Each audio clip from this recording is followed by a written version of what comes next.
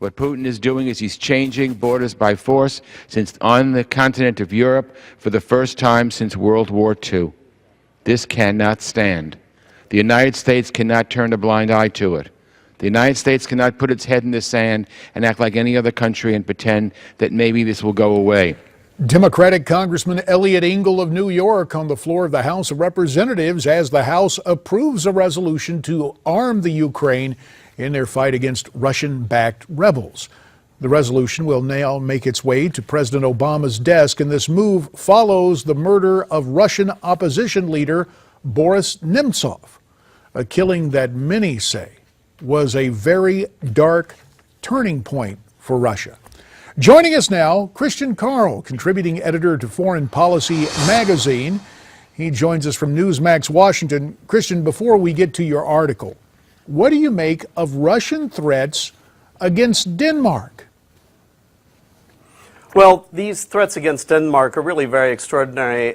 Just yesterday, I believe it was, a senior Russian official said that Russia would target Danish ships with nuclear weapons if Denmark agreed to participate in a NATO missile defense shield, which NATO, of course, says is aimed at protecting Europe from Iranian nuclear weapons. The Russians have always been very, very upset about this about this missile defense shield, but this kind of open threat is really quite extraordinary, and it fits a larger pattern of very, very aggressive Russian behavior lately. Countless flights, incursions into airspace of the U.S. and of Britain, European allies. It's really very, very threatening indeed. And is it part of a larger pattern, getting back to your article in Foreign Policy about the killing of Boris Nemtsov?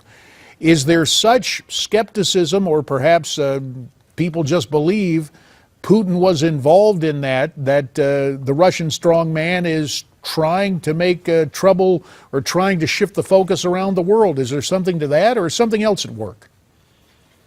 Well, I don't know. It's always very, very hard to tell what's going on in Russia.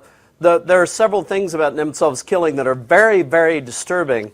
One of them is simply the fact that he was killed. He was one of the highest profile opposition leaders to be killed in Russia in recent years. A lot of other people, journalists, activists, human rights defenders, have been killed, but this was the first time a really major leader of his kind was killed.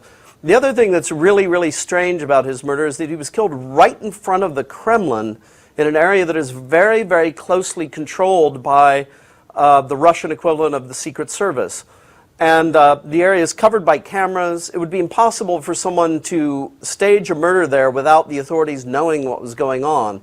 So it's very, very hard to know precisely what's happening here. One of the strange things about this whole affair has been the arrest of people as suspects in the murder who are very, very close to the head of Chechnya, Ramzan Kadyrov, who's been a real pillar of Putin's regime. And the people who arrested these suspects are members of the FSB, the present Russian secret police, the successor to the old KGB. So the fact that one group that's very close to Putin is arresting people from another group is really quite shocking, and it really makes you wonder what the heck is going on in the upper levels of the Kremlin right now. Well, mindful of that, as I understand it, that you had occasion to speak with Boris Nemtsov. In your conversations, was he fearful about being targeted?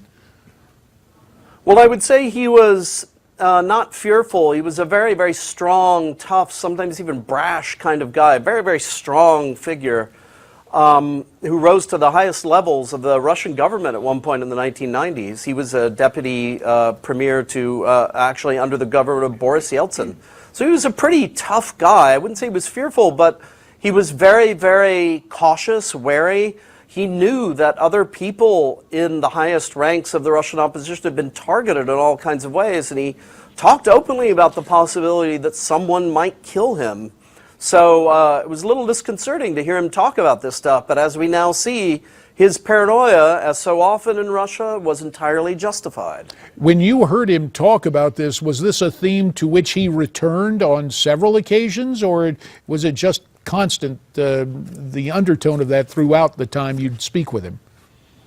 No, he mentioned it to me in an interview I had with him a few years ago. He had mentioned it to other interviews at various points in his career, but I don't think it was something he dwelt on. He was really a very positive guy with a lot of, very positive life energy. I don't think it was the kind of thing that he really thought about too much. But look, the fact is, if you are a member of the Russian opposition, you have seen other people get killed or put away on very flimsy pretexts, sometimes for many, many years. So it's not a job that is conducive to one's health.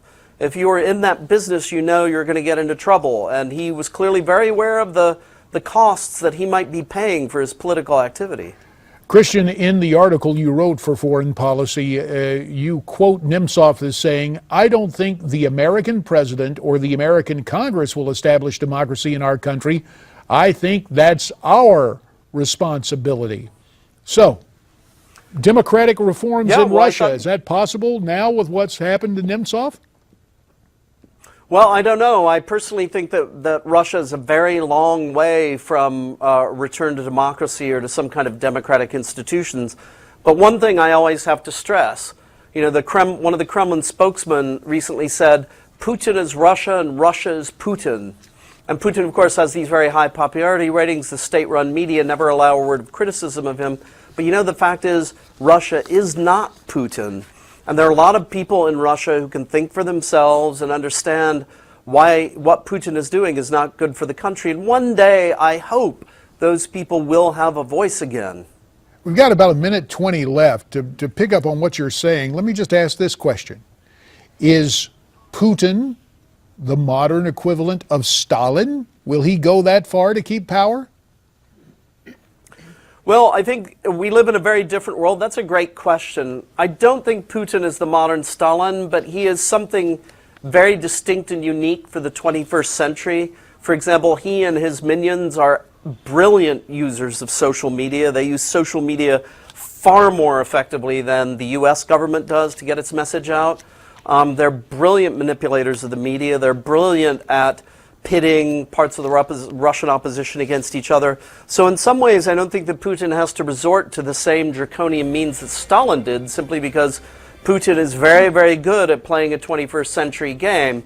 But is he any less ruthless than Stalin? Well, I don't know. That's a good question. He's shown that he can be pretty damn tough, and he's not going to hesitate when he's got to walk over bodies to get his stuff done. And we will have to leave it right there on that cautionary note. We thank you for your candor, Christian Caryl. Look forward to talking to you again real soon. And America's Forum steps aside for this update.